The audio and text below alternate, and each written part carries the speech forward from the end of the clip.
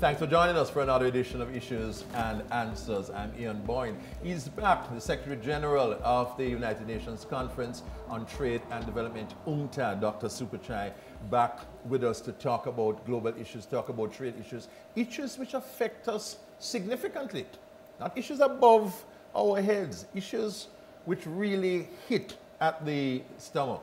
We thank you for your company, Dr. Superchai. Yes, good to have you again. The International Monetary Fund, powerful Washington, Bretton Woods organization, still pushes austerity, fiscal consolidation, compression. Countries like Jamaica, which are seeking an agreement, have to take decisions which worsen some of the problems, certainly the problem that you identify in the current Trade and Development Report, inequality, unemployment. Those issues are affected. I spend a crucial part of my life negotiating with the fund people. When I was back at the Central Bank of Thailand in my own country, yes. I had to deal with them because they would come, the IMF would come half-yearly report on Thailand.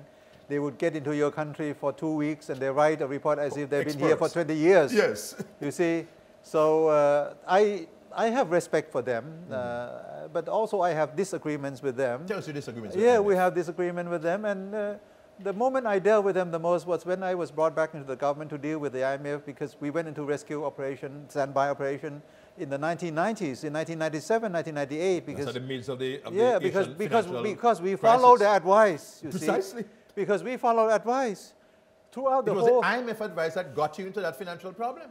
The whole 1990s, Thailand has been achieving growth rate average 9%. Wow. Budget surpluses. Stable prices. This is a perfect combination. Poster child. Poster child. We will call a miracle by the World Bank. And then the IMF stepped in, gave us advice. Look, Thailand will have to fulfill the commitments with the fund to open up the capital account. Yes. And so we opened up the capital account. Liberalization. Yes, that was the mantra. And all the money flow in because we are the poster child. Everybody loved Thailand. You want to borrow 10 million, you borrow 100 millions. You borrow 100 million, you borrow 200 millions. Yeah. So all the money came in. They went to all the speculative spray into golf courses, real estates, stock markets, everything that has not built up the real productive capacity. So we melted down. Actually, we melted down. And the IMF came back. Because of that standby conditionality. They told us, oh, you've been misbehaving. It's not really the misbehavior of the government. It was the opening up of the accounts for the private sector to borrow. Yes. So the huge borrowing was done by the private sector. The government, the borrowings was controlled. But they gave as if, because they didn't have experience, the IMF people, they came in and told us, you cut down on government budget, on expenditure, you cut down on the number of projects, you allow the baht currency to devalue deeply, you let interest rate to go up. It was a deeply deflationary, pro-cyclical policies that has been so devastating for my own country. I would never forget that, Ian. Yes. I was a deputy prime minister at that time and I had to deal with that. I fought against that. We renegotiated many things. The one good thing with IMF is this. They know they made mistakes. Yes. Some of their last few reports that they have done on internal audit came out with the admission that this is a mistake they've done with my own, not only Thailand, but Indonesia. All these countries, Korea, they have gone into this. And so the lesson in Asia, we always say this, all the economic policy makers in Asia, they are trying to do their best to avoid going back into the arms of the IMF. They'll do anything not to go. So you are talking about Jamaica negotiating with the program of IMF. I have respect. I repeat again. I have friends there and I respect them, but you have to have your own policy space, what we call your policy space. Yes. You have your own identity in the way you tackle issues. And you see the way the Western countries tackle their deflationary crisis last time around. They did with stimulus. With stimulus. They did the counter-cyclical policies. They did the counter-cyclical policies to rescue all their financial institution, they rescue General Motors, they rescue Chrysler, rescue everything. But they recommended the very opposite to us? To us, they recommend these are all people with a misbehavior. Yes. You push them out of the market. Yes. So you see, this kind of double standard should not be applied to all of us, and they should consult with your governments. It should be your ownership. Of course, it's their money, but you see, the problem with IMF is that they lend you money and they want the money to have the money back.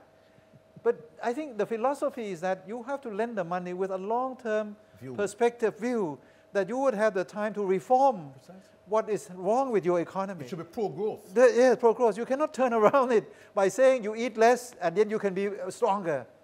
You cannot do that.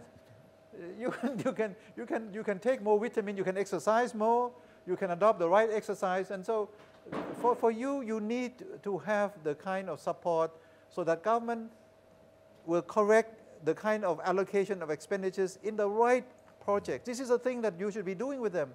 Sometimes government has misallocated the funds, but it's not that they should then cut down on their expenditure. It's not because you've done one thing wrong, then you just throw the baby out with the bathwater, as they say.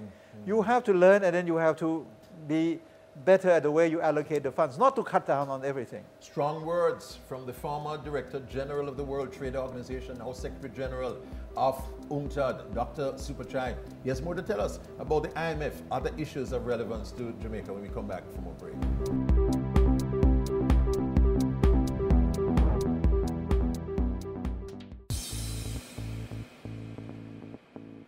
A healthy and educated people living in a clean, natural environment, reducing crime, improving the justice system and governance, building a prosperous economy. It's not just a vision, it's reality. Learn about the plan. Join the vision.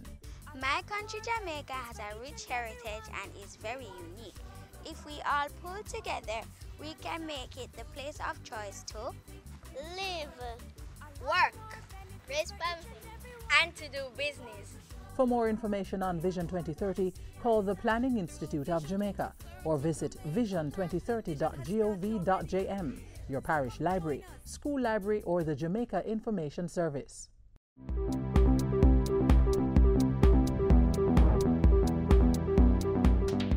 Welcome back to Issues and Answers. We're talking to the Secretary General of UNCTAD, Dr. Superchai.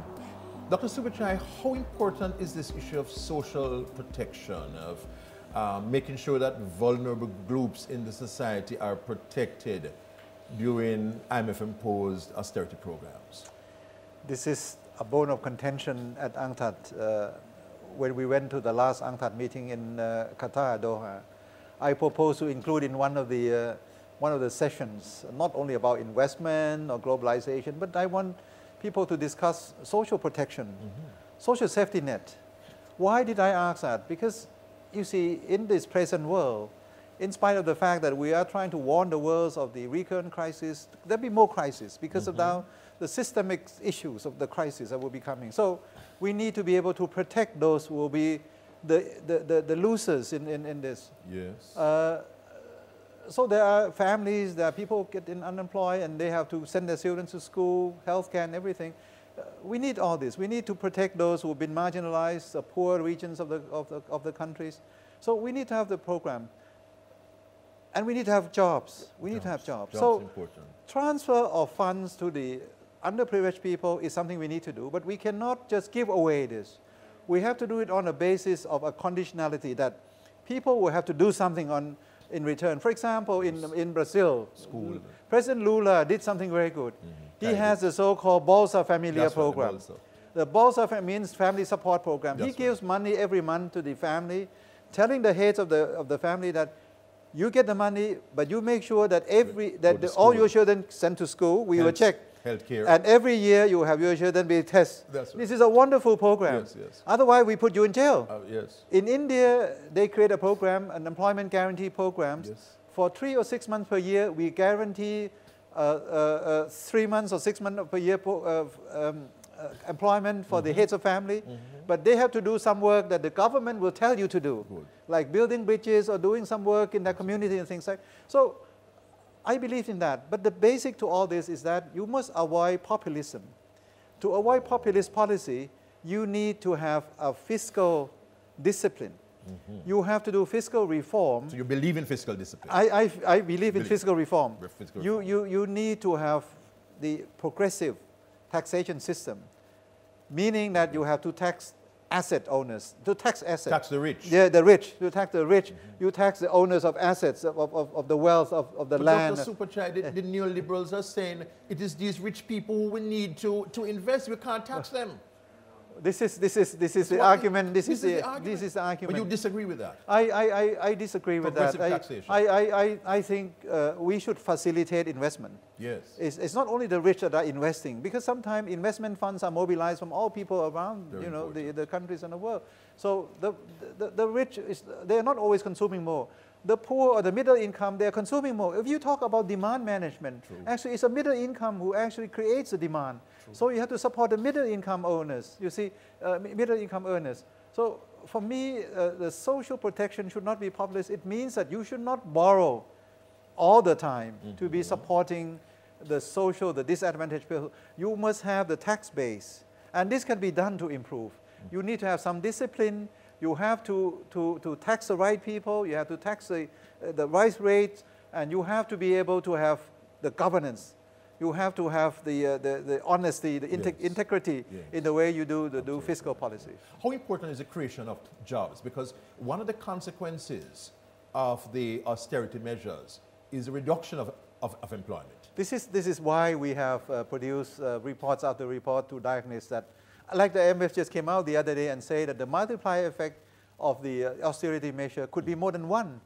You see, you take $1 million away out of the government expenditure, and you can take more than $1 million away because of the multiplier effect in the economy. So you are hurting the economy much more than you can see from the savings of the money. So ultimately, you're not saving. You are not creating the demand or the income or the investment fund so that people can invest and earn money and you can tax them more. So you're not really saving. You're cutting on the position. Look at Greece at the moment. We feel that Greece has been suffering recession for the last 4 or 5 years. This year, Greek economy is going to shrink by another 5%. Next year, maybe another 4%. So before Greeks begin to pay that debts, it might be that Greece has nothing left. So we think that while you can have medium to long-term fiscal consolidation, meaning that at a time that people are beginning to have jobs and capacity to pay. But for the short term, you have to create jobs. Productive capacity, you have to invest in infrastructure, bring up the shipping industries in Greece, in Jamaica. You may have to boost the services sector, in IT, in tourism, in construction work. You can do all this. Some kind of stimulus. But give the jobs to the people. Just create jobs. Thank you very much. One of the most influential figures, Dr. Superchai, former head of the powerful World Trade Organization and now Secretary General of one of the most important UN agencies, United Nations Conference on Trade and Development. It has been our honor to have had Dr. Superchai at this interview coming to you from the Courtly Hotel. Next week we'll be back. Until then, Ian Boyne wishing you a pleasant day.